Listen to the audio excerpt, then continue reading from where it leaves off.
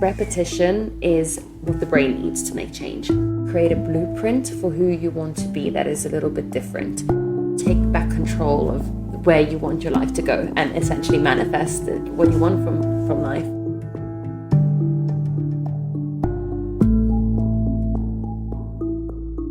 From To Be Magnetic, this is the Expanded Podcast with your host, Lacey Phillips. And your host, Jessica Gill.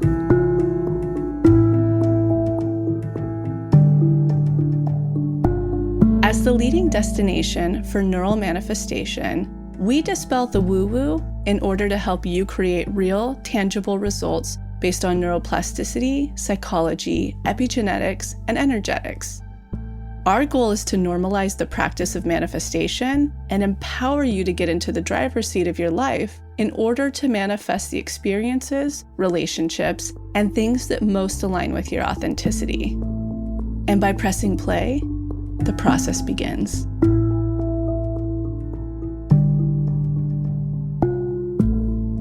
Welcome back, everyone, to another episode of Expanded. Jessica here. I am so excited because we are finishing up week 4 of our summer challenge, all about getting out of your own way, rewiring those limiting beliefs into ones of high self-worth, really regulating our nervous systems and helping to overcome them in order to manifest. I know I've been feeling so connected to my intuition while going through this challenge. The things that have been coming through have been so wild. And we're entering week 5, all about reinforcing. Now, I know the first question I'm going to get from people is, no, it is not too late to join. Our challenges are completely self-facilitated. So once all 5 weeks are out, they will remain out and available through the rest of the summer. You can access all of the exercises in the pre-week, find your biggest block, all of the DIs, journal prompts, everything for the rest of the summer. I know I'll probably be going through a few times over.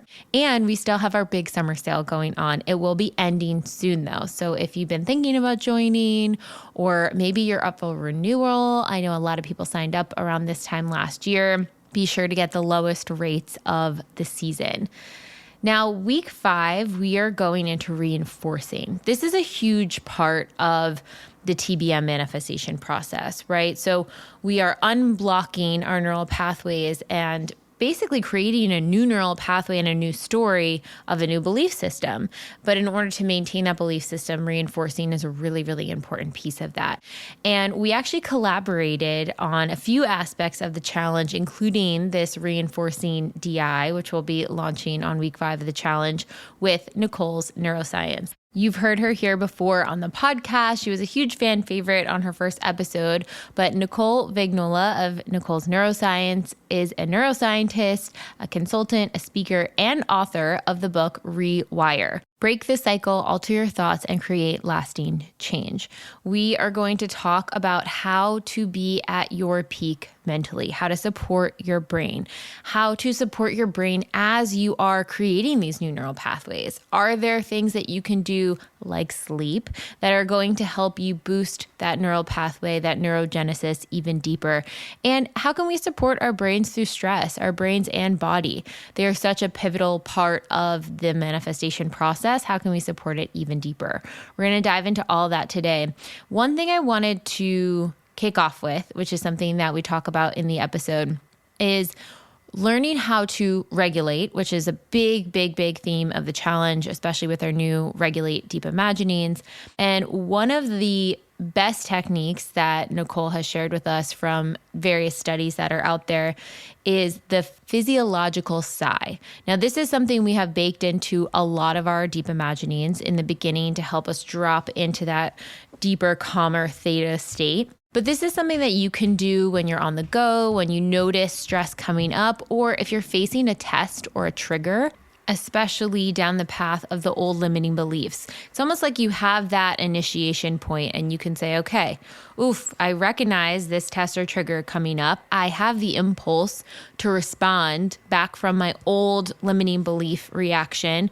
Maybe that's being self-critical. Maybe that's reactivity. Maybe that's playing small. Can I take a pause and regulate for a second and try to respond instead from a new empowering belief, the new positive belief you're looking to implant? So it's pretty simple. You may have even heard it before.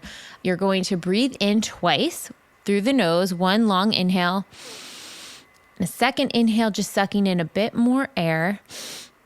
And then exhale with a sigh. Okay, try that with me. Ready?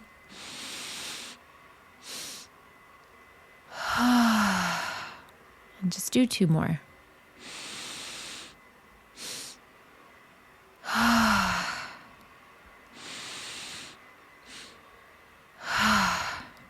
This deep intentional breath allows you to communicate to your body that you are in a safe place. You can let out the sigh, drop your shoulders, drop the tension in your body, and really relax in the space you're in. And Nicole mentions this in the episode, but we'll also link the study in the show notes where they compared different techniques to see what was more effective in reducing stress and improving mood. And they tested mindfulness meditation, different breathing techniques like box breathing, hyperventilation, and they found that the physiological sigh was actually the most effective. So that is why we have it in the DIs. That is why we recommend doing it in between tests, just because for the science thus far out there, it is one of the most effective to help ground us into ourselves a lot faster. So test it out this week. Try it and see how you feel afterwards. See how your decision making is after you take a couple deep breaths in of this technique, and see if you can make the decision from that empowering belief. I think you guys are going to really love this episode. It's chock full of wisdom. There's so much takeaway, a lot of practical tips that will help you with the TBM process and also just in your overall health and well-being. Send it to a friend, and don't forget to stay tuned to the end. We have a little expander story, and I have another insight about week 5 of the manifestation challenge around the reinforcing aspect.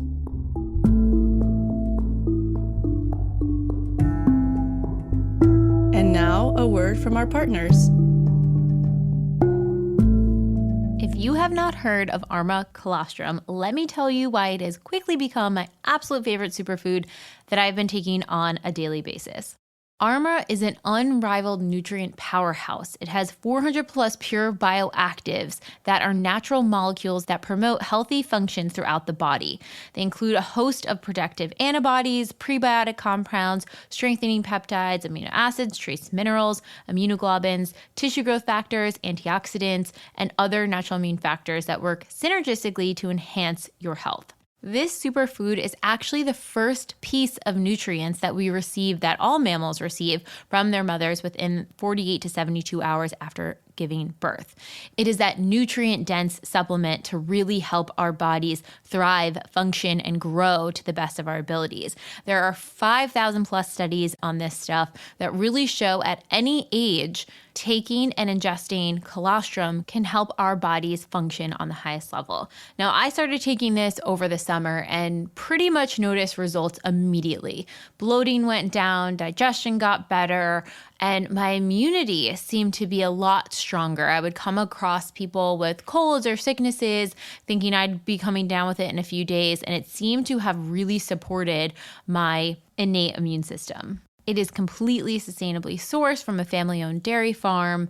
They only use the surplus of colostrum, and they're able to remove any unnecessary compounds from the colostrum, like casein and fat, which is part of the reason that some dairy can be inflammatory to some people. I'm someone that's very sensitive to dairy, and anytime I have real dairy, I always wind up taking a lactate.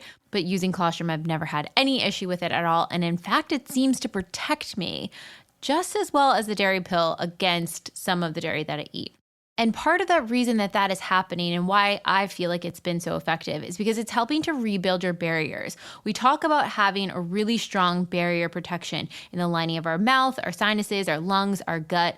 Our barriers house 80% of our immune system. It's the first line of defense against everything that we inhale and ingest from the outside world. So when you take Armra close to eating, inflammatory foods or being in an atmosphere where the air quality isn't as optimal, your barriers are tightening to help protect you from everything else going on.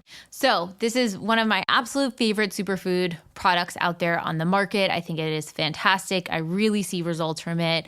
Feel free to ask me questions if you're curious about it.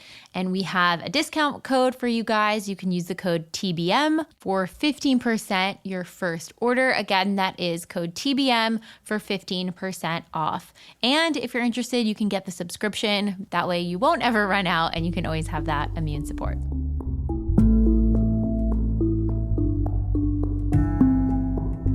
All right, on to the episode. I'm so excited to have Nicole's Neuroscience back on again on Expanded, talking about her new and latest book, Rewire, all about changing the brain. Break the cycle, alter your thoughts, create lasting change. Your neuro toolkit for everyday life. Welcome. Thank you so much for having me again. And it was so fun the last time, but I'm glad we're doing this again. There's so much in this book. I think so much of the science and everything that you teach is so in tandem with everything we're doing at TBM and really underpinning changing the brain patterns and belief systems in order to manifest, because we're looping on some of those like old stuck limiting beliefs, fears, all of that stuff from young childhood. And so now it's like, okay, how can we break through that into something new? And that's all the science that's in your book, which is so beautiful. Yeah, I mean, so many people have programming that was essentially given to them by somebody else.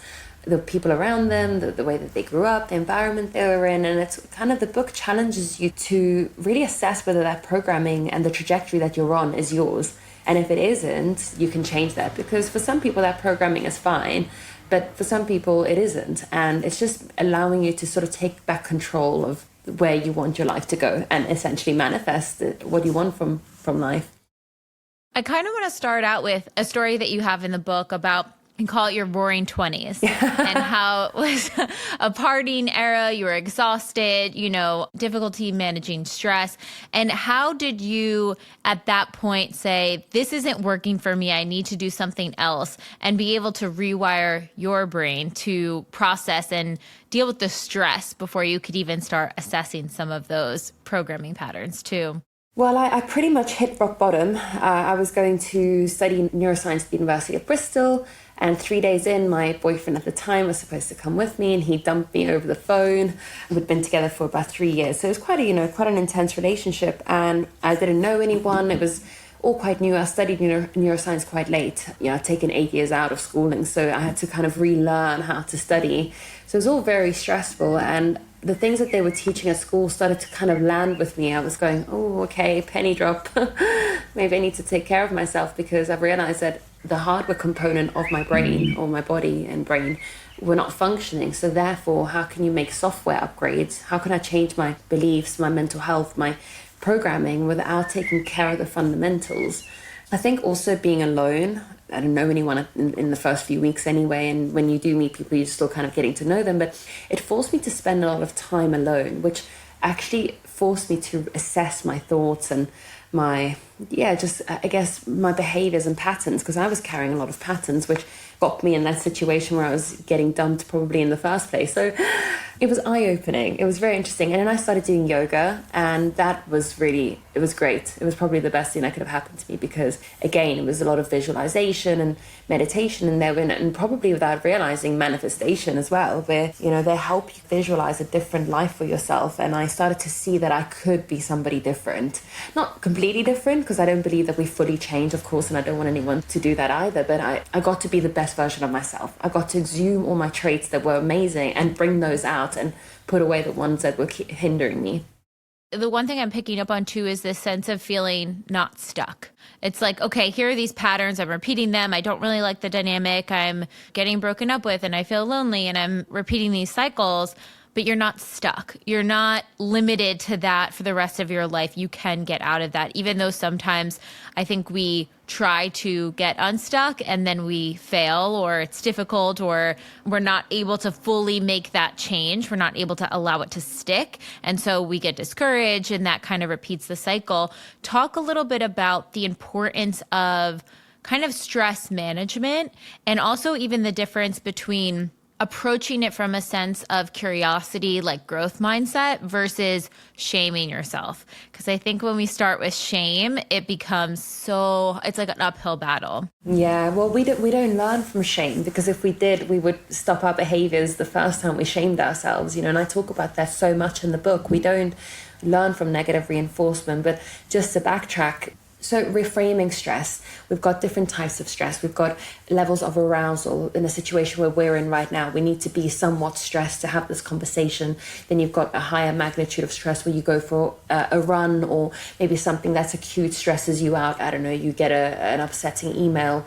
And you can then, by regulating from that stress immediately or shortly after or within a day, that's actually a good thing for us. We should feel stress. Acute stress is what makes us resilient to stress in the long run. The key is to be able to close that stress cycle and recover from it.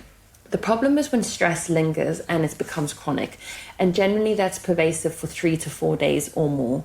And you either have an exceeding amount of pressures that you can't cope with, or you don't have enough resilience, or there are things in your life that you can't deal with right now. Some people have ongoing problems in their lives that don't necessarily have a solution right away, but may do in the future, and that's why it could feel quite stressful to be in that situation. But chronic stress is what keeps us in a state of what I've called in the book low power mode. I kind of wanted to step away from survival mode because I wanted to empower people. I wanted to let them see that you're operating on a low sort of power, but you're capable, or you're able to change this. I wanted to make it positive.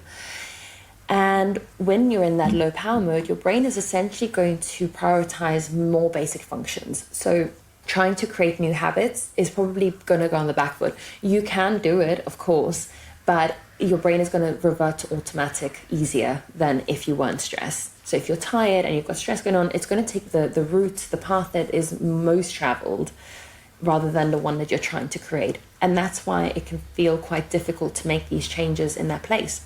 And what I did, which I spoke about, my sort of anecdotal way of approaching that, is that I had to really just cut down on the excess. I had to remove the excess and stop saying yes to the things that I couldn't do. Cutting out that excess is really valuable. And then that comes in the form of loads of things. It could be social media or notifications, making sure that maybe you're just replying to your close friends and family right now. Or, I typed out the standard message that was kind of like, hey, thanks for your message. I will get back to you soon. I'm just really overwhelmed right now.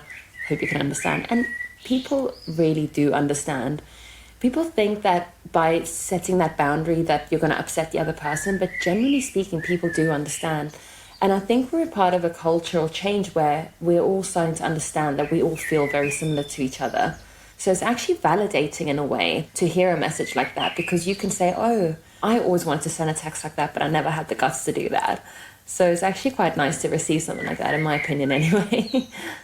You bring up such a good point, and I almost want our listeners to think about, like, when you're going in and doing the even TBM work or self-help work or therapy work or whatever it is, when you're going in with a concentrated effort on whatever you want to clear, work through, or heal, how can you take things out of your dynamic to lower that stress load? Take all the things that are not a non-negotiable off your plate. Like maybe you don't go to that birthday party that's all day on Saturday when you needed alone time. You have to say no to those things, and it's okay. It's for this period of time, and it's for your well-being overall too.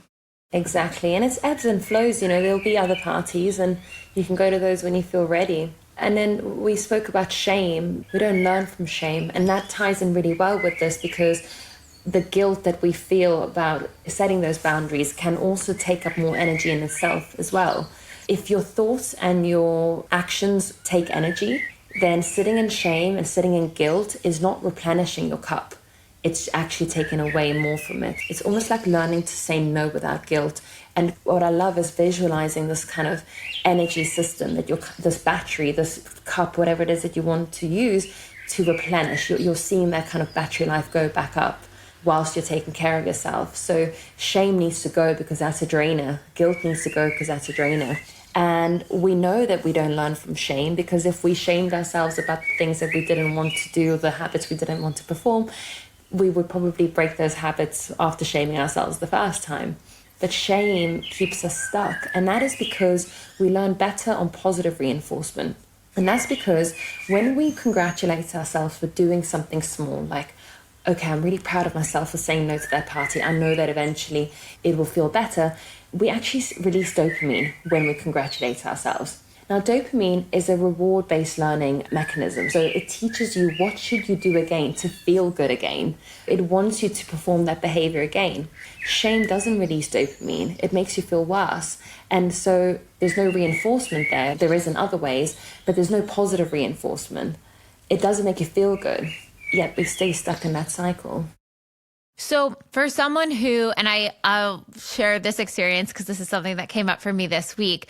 I had some body image shame that was coming up, and I was like, oh gosh, like I gotta, getting very harsh on myself. Like I have to do this and this and this and this. And then I was kind of trying to witness the voice without attaching to it. And I was like, ooh, I haven't heard this voice in a while. Okay, what's up? What's going on? And I wound up putting on Cozy by Beyonce and just like listening and dancing just to like change state, have music on, move my body a little bit.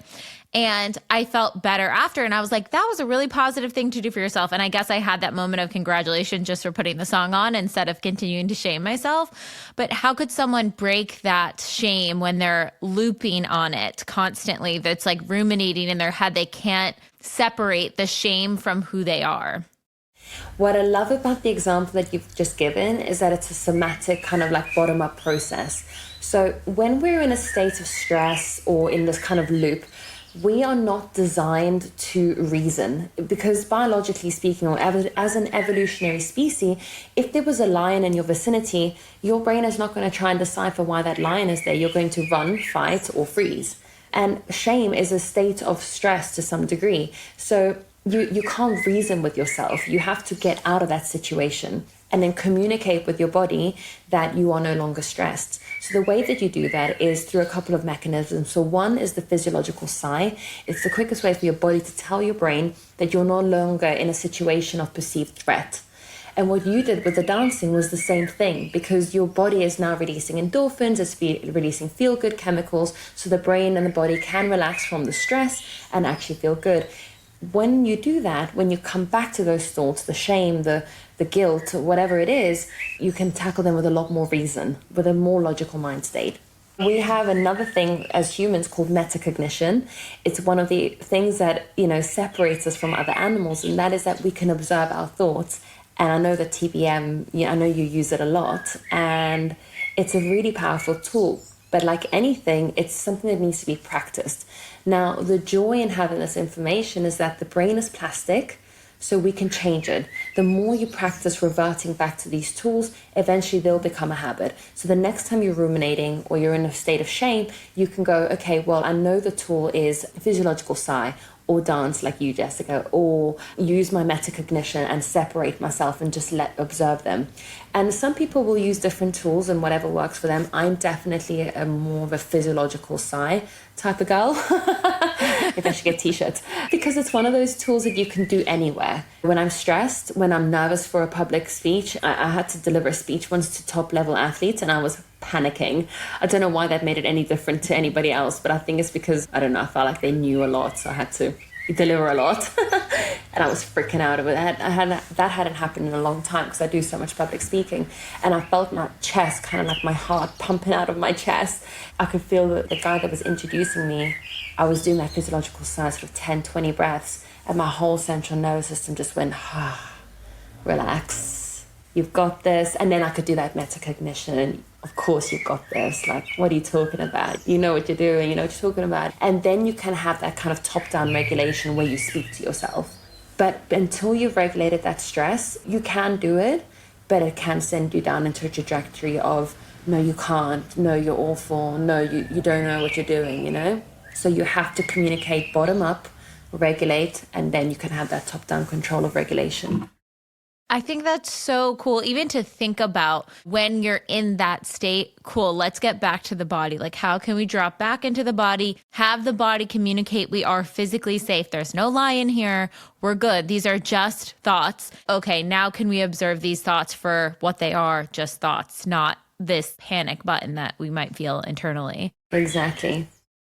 The other thing I want to talk about with metacognition is this idea of where in the brain our thinking thoughts live and take up space, and then where our, I guess it's like speaking them or journaling them, like having to put them out in the real world, what part of the brain that takes up and the difference between the two. We have an area called the default mode network, and that default mode network is responsible for internal thoughts, mind-wandering creativity, internal dialogue, autobiographical reminiscing, but also rumination. Those thoughts that reside in the default mode network, they are spontaneous. So they don't really have a beginning and an end. They spontaneously arise and then they dissipate, and they run incoherently in the mind, and they take up quite a lot of brain space. That's not necessarily a bad thing if you've cultivated a default mode network that, is resulting less to ruminating.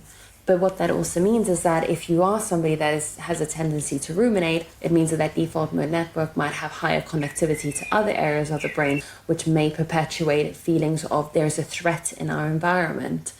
And when we have to generate words, whether by journaling or speaking them, we recruit smaller parts of the brain that are different than the default mode network. Speaking them, we use the frontal cortex and we use our temporal lobes, areas that are used for understanding context and in actually generating the words as well, and in journaling them as well, which means that it directs our thoughts into areas of the brain that are more logical. So they require you to put logic to the sentence. You have to give it a narrative, a beginning and an end. And I don't know if you've ever had that feeling where you feel a particular way, and then when you try to describe it to somebody, it's hard. You're kind of like, I don't really know how I feel and I don't know how to say it.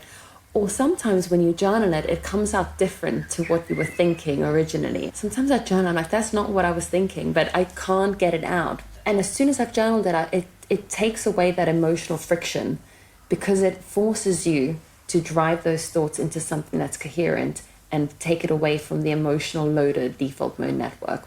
And that helps you then kind of understand either the beginning and the end, so that you can see that there's either wasn't as emotionally loaded as you originally thought, or you can see the solution because you're in that logical mind state that's recruited the frontal cortex, areas of the brain that are responsible for executive function and decision making, critical thinking, etc. I think this is so powerful even to think about it in the sense of when you are just thinking about thoughts and you can't seem to have a solution and it's just kind of, all looping the same thing again and again in your brain, potential fear thoughts, whatever it is, doubts about yourself, you can't do things, etc. Once you channel them into words, generating them on paper, speaking to someone, you are literally saying, all right, I'm going to shift gears and use a different mechanism in my brain to figure out how to solve this problem. And it's so effective because I have a friend who we send voice notes back and forth about our manifestation practice. The second we send it to each other and we have to put it into words, the experience, we're like, oh, and like sometimes we'll even have like a little manifestation come through just by sharing it with each other. And I was always like, why is that? What is going on? And I think it's because of metacognition, because we're having to like put it and reframe it in such a different way than it is just sitting in our brains. Exactly. And I love that. And I'll blow your mind a little bit more. There's research to show that we actually sync brainwaves with our friends and our surroundings. And apparently we can do it through phone as well. Probably not via text, but there will be an element of like being able to maybe coherently sync up with your friend based on how they're interacting. It hasn't been studied in voice notes, but it has been studied in other forms. And I would imagine that there's some level of it probably through voice notes, because you'll hear the tonality in the voice and what they're saying. And there'll be probably some level of adjustment there, which I find really cool, actually. My fiance cannot stand my constant voice noting because I'm always like, okay, blah, blah, blah. He's like, just call them. I'm like, but this is nice because you get to like send it and then do your thing and then react when you need and have time. I love a voice note. Same.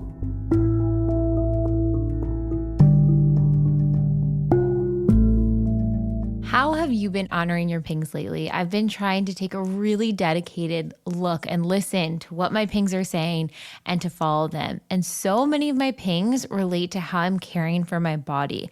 One of the ways I've been doing that is with Osea's incredible products.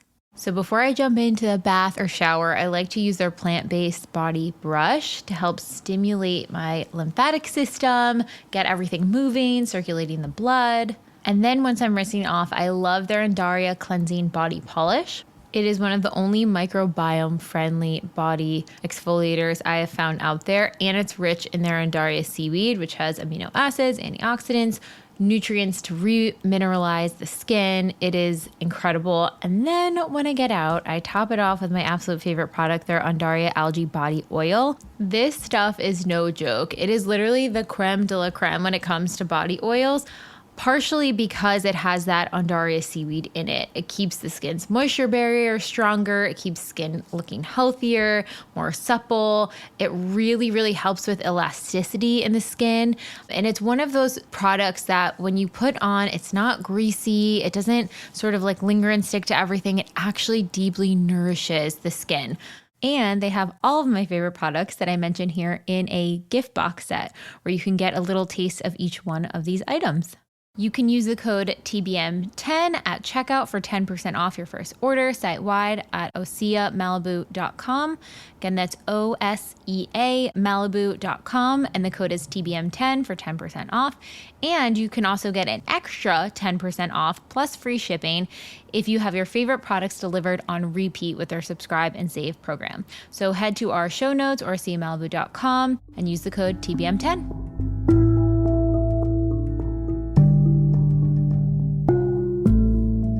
I see so many things online about, optimization and these supplements and all these wonderful things that I'm always a bit like, yeah, but can you sit alone with yourself in a room? All these longevity hacks, and I can't prove this yet, but I truly believe that our biggest longevity hack is whether you can sit in a room with yourself and you're self-aligned and you're not arguing with yourself and fighting with the decision you've made or second-guessing everything you do. Because I think that takes a lot of energy, and it's a lot of negative energy for the brain. But the problem is that we can't really quantify that. We can quantify neurodegeneration, we can quantify muscle loss, we can quantify health, but we can't really quantify how much energy we're spending in our negative thoughts all the time. And I think it's a really detrimental thing to ourselves, because I'm overreaching now with the research, but we look at the research of Emma Sapala. She's a scientist at Stanford. She studies social connection. And she's concluded that we don't need any friends to feel connected in life. We can be connected to ourselves and we can be connected to nature. Now, that confounds with other research that says that we can spend up to 75% of our time alone.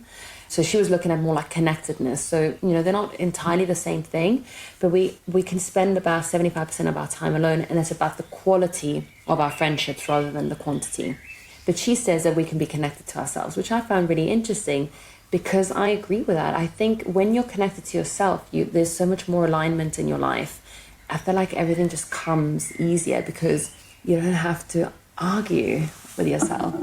That's an interesting philosophy, thinking about the connection to self, because I think about, what wires us to be connective people, to be social people, right? So we think of in the tribe, if one person's by themselves, they can't face a bear. But if you're in, a community, they can have spears, they can fight off the bear. And so that evolutionary trait of you should be connected with people, this is how you procreate. I think there's a part of us that's wired for that. And because we've, evolved over the years, there is a part of us that wants that connection because it's looking to fill the holes of self, or where we're in our own minds have the negative self-talk. It's like, where can I plug into someone else's energy? And it's not necessarily from that survival state anymore, I guess, because it feels like survival in the brain. But that's a really interesting theory on that too. Yeah, but we do need each other, and I think that there's something wonderful in that. So Dr. Bruce Perry, I don't know if you've ever read his book, The Boy Who Was Raised as a Dog. It's the book that changed my life. It basically sent me on a trajectory from wanting to study medicine and be a surgeon to going into neuroscience. He talks about all these devastating, like childhood trauma sort of cases. And he concluded that all the children that thrived were the ones who were placed either in loving homes or had a supportive network around them, whether it be their own family. And that was really interesting, because it then led me to write my little section on how love invents us. And I think we are told for so long that you need to love yourself before you can love others. And I think that there's a big part of that is 100% true. But I think we can also learn from each other, learn to plug those holes, but not taking, but see it as a learning opportunity. Talk a little bit more about self-trust. How can we build self-trust? Honoring our commitments, setting realistic goals. Like, what are some of those elements that we can start to build self-trust within ourselves? Fundamentally, the smallest thing you can do is just keeping those little promises to yourself, which requires you to be realistic with them as well. So what that means is if you say you're going to go to the gym at 6 a.m, then go to the gym at 6 a.m. instead of snoozing and lying in. And it starts with those little kind of like, I said I'll do it, so I will. Because then you learn that you've got your own back. And if you've got that, then you can go through life. You build confidence, you build resilience, you build the ability to stand up for yourself as well, knowing that you stand true in your own alignment. And earlier in the book, I have an activity, I don't know if you did it, with the values worksheet. And I go into corporate and I have like grown men where I can see that penny drop. I do the activity where I say, I want you to describe the dictionary version of your ideal person. And then they write it down. And then I say, okay, what do you have in common with this person? And then they write it down. And I say, okay, now what are the differences? And as I'm doing this activity, you can see they're going, oh my God, I describe myself. At least a version of myself. And then the activity kind of goes, it's always been you. And it's such a powerful thing because people realize that they put so much emphasis on either being completely different or that they're not good enough, and there's so much shame and low self-worth. But actually, they are either describing a version of themselves that probably just needs a bit of tweaking, or themselves already in the light that they truly see themselves in when they take away that negativity bias. And then when you come back to the self-trust chapter, you start to really see how you can really align yourself with your intentions and the way that you want to move through the world. I think this kind of goes into the idea of a fixed mindset or a growth mindset and adopting that belief system, because I think, and one of the parts of rewiring your brain is preparing for setbacks, right? So if you're preparing for setbacks, how would someone with a fixed mindset see a setback versus someone with a growth mindset see a setback? Yeah, so let's define those mindsets. So somebody with a fixed mindset tends to attach the identity of who they are to the outcome of a situation, whereas individuals with a growth mindset attach the learning experience to the situation. And we know this because Carol Dweck is the lead researcher in this field, and she actually looked at school children first. And they basically had different settings in the experiment or in the lab. The first group of children, they told them things like, you're so smart, you're super intelligent, oh my gosh, you're so talented. And in the other group, they gave them feedback such as, you must have tried really hard at these, your effort really shows, and things that weren't attached to their identity. And what was interesting is in the group of children who were told they were super smart, when the results came back and they asked them to report them, they actually lied about their results to make themselves look better. And then, whereas the other group didn't, even though they had really good grades anyway. And then when they asked them to choose problem-solving questions on a questionnaire, they avoided the difficult ones because they were afraid that if they couldn't solve them, that it would define them as a person, that it would basically disprove that they were smart and intelligent. So they only picked the easy ones to basically reinforce their belief about being really smart. When I read that research, I was like, mind blown. Because someone with a fixed mindset is going to think that the failure of an outcome is attached to them as a person.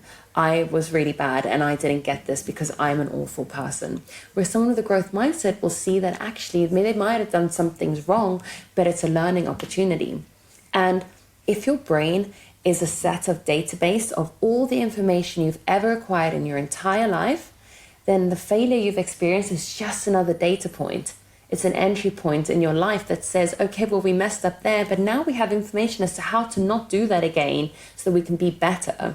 And that's what's really powerful, is understanding that the outcome is not attached to who you are as a person. So if someone, let's say, is now listening to this and thinking, oh no, like I have a fixed mindset, I'm attaching, how do they go about shifting that belief system and sort of rewiring it? One power is the power is in the knowledge. once you understand that and you can see that you can change that, it already gives you the information you need to know to be able to rewire. Because oftentimes people don't really know that they can change, or they don't know that they're doing that. They haven't associated that they're attaching their identity to the outcome of a solution or a problem or whatever it is. So even in that bit of knowledge, you can start to see. Because to rewire our brains, we need attention. And we do that by bringing to surface what needs to change. And so someone listening to this could start to look at their lives and think, oh my gosh, I have done that almost every time, or at least this one time. And that can already set in motion a trajectory that is different. Things like visualization, I know that you guys do so much of this, can really help you to create a blueprint for who you want to be that is a little bit different. So because the brain wants to keep you safe, and it wants to basically take the path that is more well known. So visualizing who you could be. So what I mean by that is not changing yourself completely, because I've already established that I don't want people to do that, but to see that you could think differently, that you could be somebody that actually sees this as a learning opportunity and doesn't fear the outcome. By visualizing that, it means that when that happens again, you're better prepared. And in a way that fits in with that preparing for setbacks exercise that I've got as well. Because when we prepare for setbacks, when we're in control of things, they don't sideline us and they don't send us into an emotional state of thinking, because we've already accounted for that potential outcome. And the brain loves to be in control. Okay, so then I guess let's dive into some of the ways that things get in the way, right? What setbacks come up for when people are trying to rewire their brain, or a thought process, or a habit that they're overriding. You had some in the book, like lack of time management, unrealistic depictions on TV and media, internal states of stress, tiredness, hunger. There's so many, like family related responsibilities, children related responsibilities. What are some of the things that get in the way, and what do we need to do to adequately prepare for them? Is it just knowing, hey, this could come up. Okay, if this came up, what could I do to be resilient? Is that kind of one of the things? Absolutely. So I would, instead of sort of psychoanalyzing all of them and going down a sort of rabbit hole and trying to understand all of them, maybe pick the one that's more apparent in your life. So maybe you are somebody that is triggered by other people's images of their body on social media, and you know that that's a setback for you. Or you have children and you know that things never quite go to plan. I've got a niece, so I can see it through my sister that, she's got a plan and then it just goes haywire every time. And making sure that you then have a plan B. I'll give you a bit of a different example just to set this in stone. But I have a client who was used to say, he's a people pleaser, and he would always say yes. People would ask him things at work and he'd go, yeah, sure, and then take on too much, feel burnt out, resent the person for asking them in the first place. So what we started doing is, I explained to him, like, firstly, you're saying yes because that's the path you've always taken. So if you were presented with a cue or a trigger, so in habits, you have the cue, the trigger, and the response, and then the reinforcement. If you're presented with a cue, which is the question, and it triggers you to answer with a yes because that's what you've always practiced, that's a habitual pattern that's semi-automatic. It almost is like reflexive. Yes, that's what I've always said. So we start practicing an alternative. Well, what if you practice, hey, mate, I'm really busy right now with my own workload. I'd love to do it, but right now I can't take it on board. And that means that when he's presented with the question, hey, can you do this for me? He actually has that plan B in his back pocket where he can say, I've been rehearsing this, I've been preparing for the setback, and I'm now going to use the alternative. When you have children and things get in the way or you're tired, you can say, look, I took this into consideration. I knew that this could happen. So instead of spiraling down into a ruminative state of, I'm not good enough, oh God, here you go again, you just can't do anything right, you can say, actually, I knew that this would be a setback and I'm going to conquer the day as best I can and then try again tomorrow. It's interesting. I was thinking about that yesterday when I put in my calendar, I was like, I'm going to work out from this time to this time. And then the time came and I was like, oh no, I don't really want to work out right now. I'm not feeling into it. And I started to have that dialogue. I was like, okay, I've read the book. I know that setbacks are coming. I know that I would eventually hit a time that I scheduled my workout and I didn't want to do it. And I just took a moment to be like, okay, let's just witness that come up right now and not shame myself for it and be like, okay, let's take a beat. We just have a bit of fear. We just are a bit exhausted. Does our body feel good enough to work out? Do we actually need a break, or are we just scared of that next momentum push, you know? And then I was like, okay, I think I just need the extra beat and then I can go into it. And I was like, let's just be gentle. Let's pick a lighter workout today, you know, and like, let's ease into it that way. And I love that, because I have another client who is all or nothing. She either has to work out for the hour or she doesn't do it at all, which is crazy because you can still do 20 minutes and you're still reaping the benefits. But we've been conditioned to think that it's kind of like an hour, all or nothing, beast yourself.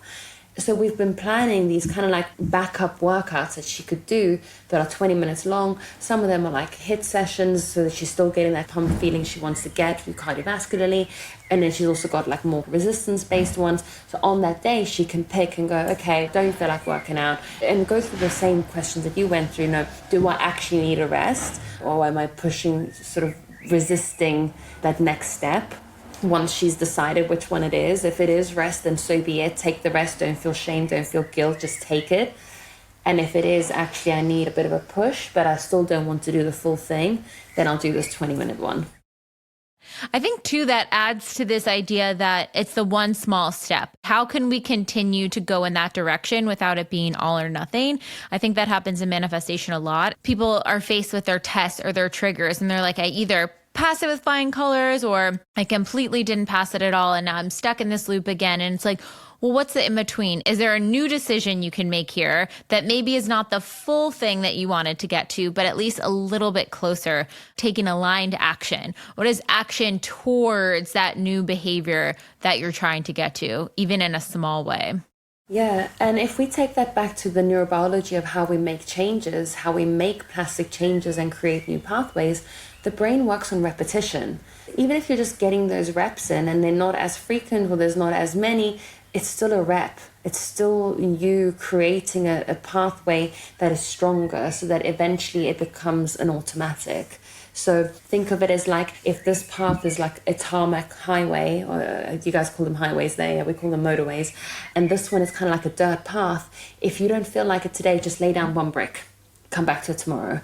Lay down another brick the next day, and then maybe plant a flower bed. And when you visualize it like that, you start to see that there's a path that you're working towards. And every little step counts. Yes, exactly.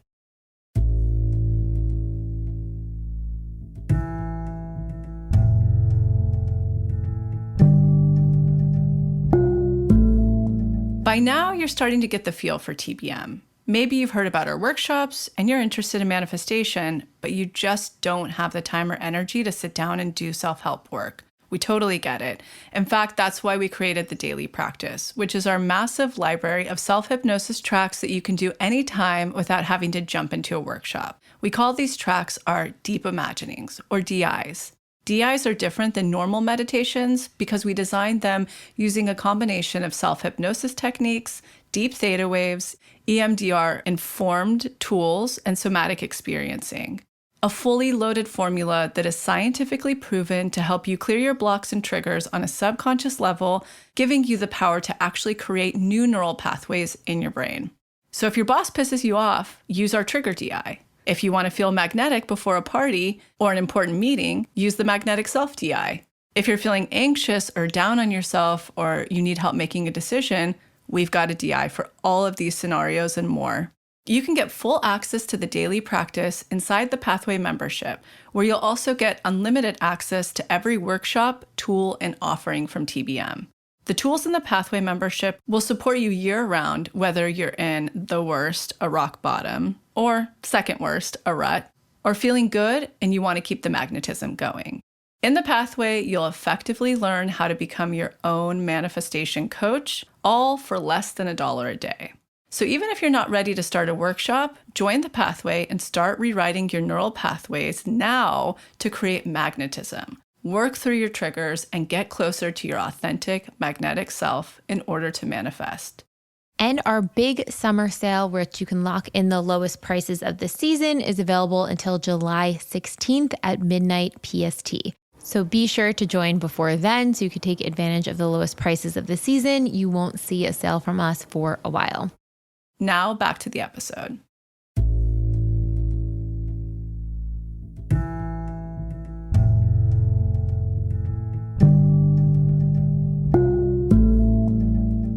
Okay, so talk a little bit about repetition, attention, intention, creating lasting change, neuroplasticity. Why do we need these different pillars of it? How do we get these different pillars of it in order to really create that shift, that rewiring? So repetition is what the brain needs to make change. The other part of the formula is that we need attention. So what that means on a neurobiological level is that plasticity requires norepinephrine, which is basically a molecule that creates alertness and arousal in the brain. And then you also need intention. So that on a neurobiological level is acetylcholine. What that means is acetylcholine is kind of like a spotlight of attention. You're listening to me speak right now, and there may be some background noise in your periphery. I can definitely hear birds. I can tune into the frequency of the sound of your voice or the birds in the background. That's acetylcholine. It creates a spotlight of where you want this intention to be.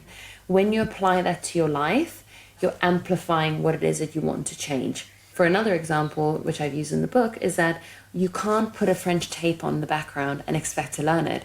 You have to pay attention to the words, and you have to intentionally want to learn it as well for it to stick. And those are the kind of like underlying prerequisites for lasting change.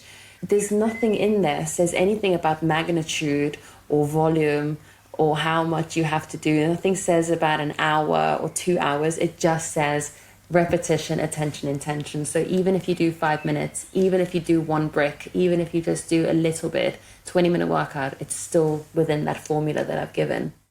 One of the other things I heard with neuroplasticity is like having a heightened emotional response or emotional reaction. Could that be the same molecules that attention and intention create? I've also seen like play can heighten neuroplasticity because you're in that heightened state. Are there other ways to get that to release those chemicals? You know, doing things through emotional practices like playing or dancing or doing something fun can definitely help that change.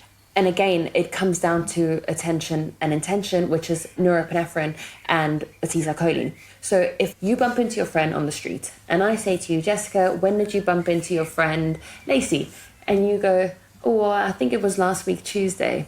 But if you bumped into Lacey and there was not a catastrophic accident, but say someone had an accident in the street next to you, and I said to you, when did you bump into Lacey last week? You're going to say, oh, on Thursday at 2:00. I remember that because there was an accident right there and then. That's because there's higher levels of emotion involved, which means that this is a situation worthy of attention where we have to record this information in our short-term and then long-term memory stores.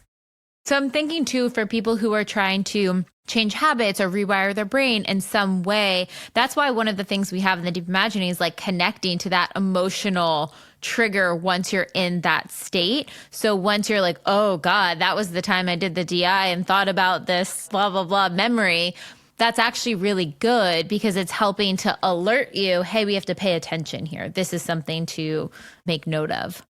And it's the reason why we remember wonderful moments easier as well. You know, you have those kind of moments in your life where at a concert you'll remember it because there's high emotions there, or maybe a song that's correlated to a wonderful time in your life because it says that this information is important. We feel really good. How do we store this memory so that if we need to feel like this again, we can retrieve it to feel happy? If we're in the process of rewiring, what are some things we can do to take care of ourselves to help boost that? So as I've explained it in the book, the brain is your hardware, your habits, behaviors, mental health is your software, and the brain health hardware component needs to be working optimally as well. Things like exercise, down to the neurobiology, means that you are actually increasing molecules such as BDNF, so brain-derived neurotrophic factor, which is released when you're doing aerobic exercise. Now, BDNF is actually responsible for cell synaptic growth And so that's creating of new synapses. Cell integrity as well, so it maintains the survival of these synapses as well. And it can actually alleviate mood as well. So there are implications of BDNF in Alzheimer's disease and major depressive disorder. So that is why exercise can help boost mood. We've seen that link through the BDNF molecule. And that, not just that, but it helps to solidify those rewiring pathways. So it's actually making the protein that is required for rewiring more abundant and available. And then the other thing is exercise increases mitochondria. Mitochondria are fundamentally responsible for energy production, ATP, which is required for the transmitting of information between neurons and other processes in the body. When we exercise, we have something called mitochondrial biogenesis, which basically increases the number of mitochondria within each cell. The more mitochondria you have, the more energy you have, the more cellular processing you have, the more metabolic function you have, the better you are at communicating information in the brain and body. So I need to hear this part every time I'm not going to work out. This is exactly what it is. I'm like, okay, it's all for my brain. I'm manifesting through exercise. It's fine. Exactly. Because people don't make that link. They know that exercise is good for them, but it's actually changing the gray matter volume in your brain for you to have more cognitive integrity.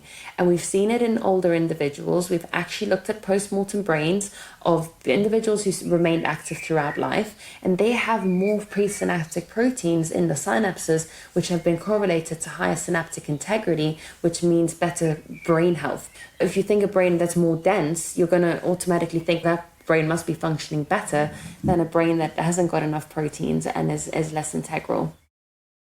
And what impact does sleep have when we are creating new neural pathways? I imagine our bodies are probably very exhausted when they're hard at work creating these new pathways in there.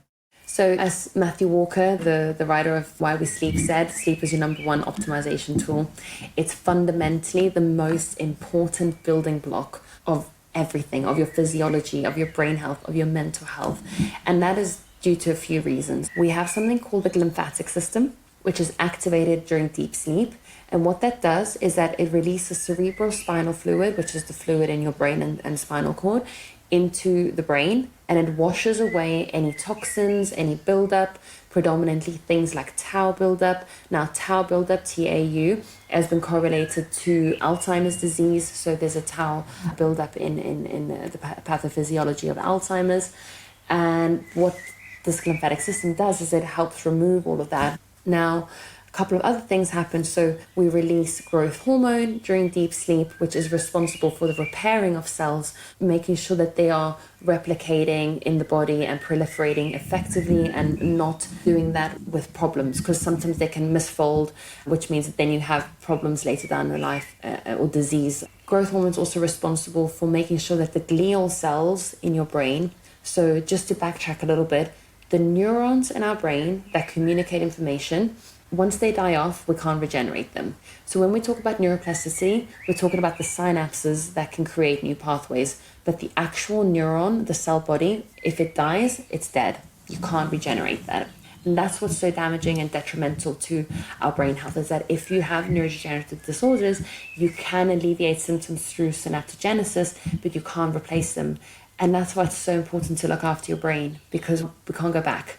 You know, neurodegenerative diseases don't start in your 60s, 70s. They start with the habits that you've created in your 20s, 30s, 40s, 50s even. So sleep can help basically the growth hormone make sure that the other cells, the supporting cells that are called glial cells and astrocytes, they can regenerate.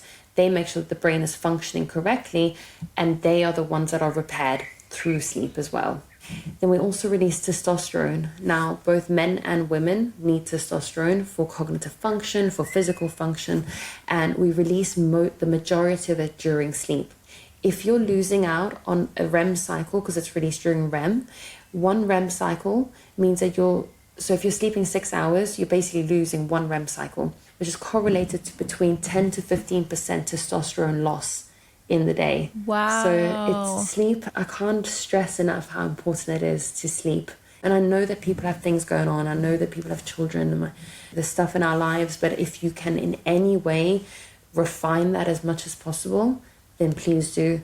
And the first way to do that is to really try and just not even try. I'm like actually telling you have to get rid of your phone late at night, because that artificial light is blocking your natural circadian rhythm from telling your brain and body that it's time to shut down and go to sleep.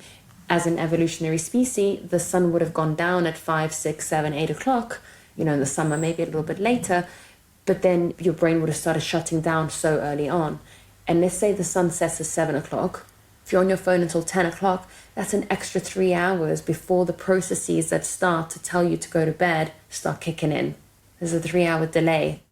Yeah, that's a huge one. I also do like red light glasses, and we have red light bulbs in our home that we try to turn on at night, have everything a lot dimmer, because that can just spike it all. And if I have to be on the computer, I have red light glasses, and I have all my flux and all that screen stuff on too before bed. I'm thinking too of, I have a lot of friends who recently have had kids, and their sleep cycle for the kids is they'll wake up at 4 a.m. and they're only sleeping 4 hours. And I went through a miniature version with our puppy where he was, only sleeping about 5 hours a night, and we were fully awake every time that he woke us up. What can naps do during the day? Like, is that helpful for someone who's like, I literally only have a 5-hour window before I have to be up? If they go and take a nap later in the day, will that be supportive to them? Absolutely. So this is what my research was in. I was basically looking at how we allocate energy resources, cognitive energy resources, to different tasks. So I was looking at social media versus something like meditation. I didn't look at naps, but basically people will go on a lunch break and have this perceived idea that social media is giving them a break from work. But it's still pulling on energy resources, it's still taking attentional networks, and it's causing something called vigilance decrement, which is your ability to hold attention. And so things like mindfulness meditation, and I would imagine that a nap even more, can actually replenish those cognitive resources. So I looked at decision making and I looked at attention, and in both conditions, doing a mindfulness meditation actually helped replenish energy resources.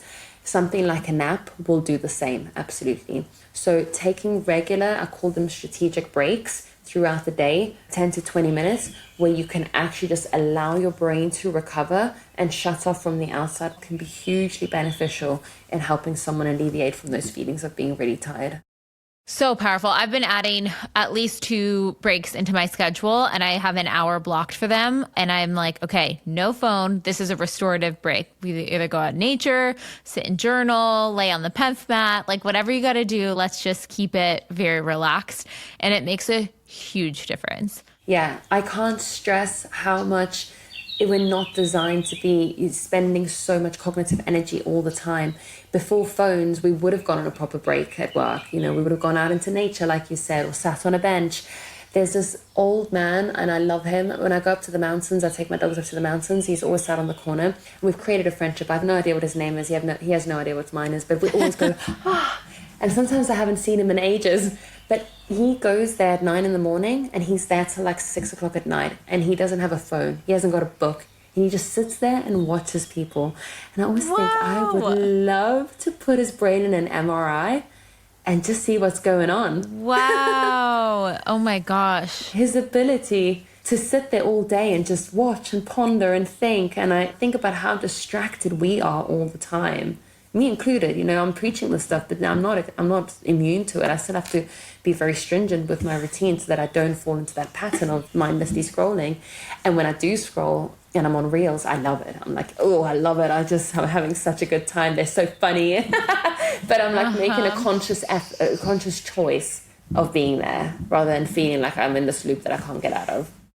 That's what I was going to say for social media too. As someone who has their business on social media as well, do you set dedicated times? I've heard a few people doing this. It's like, I set this time to go on, do what I need to do. If I want to scroll and enjoy, fine. But after that, the window's closed. How do you set up your day for social media?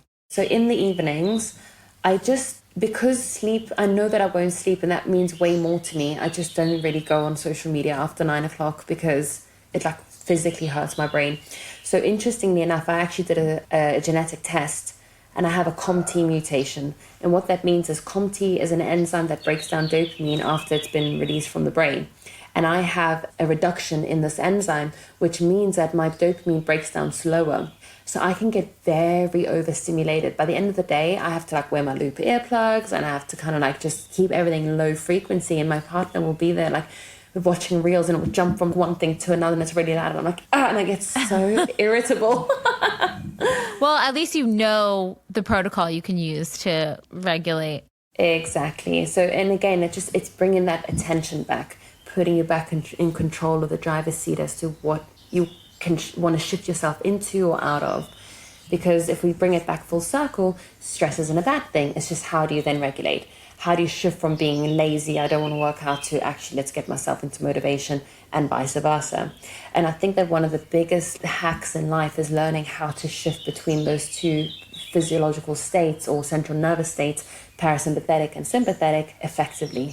Because you should be doing both, but being able to regulate and not linger in either for too long.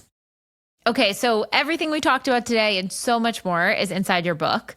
Where can people find you, connect with you, get your book, all of the beautiful things? It's Nicole's Neuroscience on Instagram with an S, and Nicole's Neuroscience. And the book will come out on the 4th of June in the US, and it will be available everywhere. So your local bookstore, Amazon, any local bookstore, it'll be available. It's being published with HarperCollins, so there's quite a big push on that reach. So Nicole's Neuroscience is my website. You can there's a link there as well, or on my Instagram there's a link to buy the book as well. So yeah, thank you. And we are going to be partnering. At the time we recorded this, we haven't yet gone through everything, but on what you guys will be going through when this airs, our challenge and our reprogramming and reinforcing and adding some of this science into the tools that we're putting together for this challenge for you guys, which is so exciting. Which I'm so excited. And I actually manifested something like this years ago. Wow. So, my sister's been a big TBM user for a long time, and she just loves you guys, and she introduced me. And I just love the work you've been doing. I actually got my partner to start doing it as well. So he started about a year ago. And so I feel like I manifested this. So I'm really happy. I can't wait. You guys listen to our DIs, check out the challenge. Everything is going to be in there. You'll learn more about all of the science that we baked in this year. And thank you so much, Nicole. This has been fantastic. You have so much wisdom. It's so powerful. I love learning all the science, and thanks so much. Thank you so much for having me again. It's been great as usual.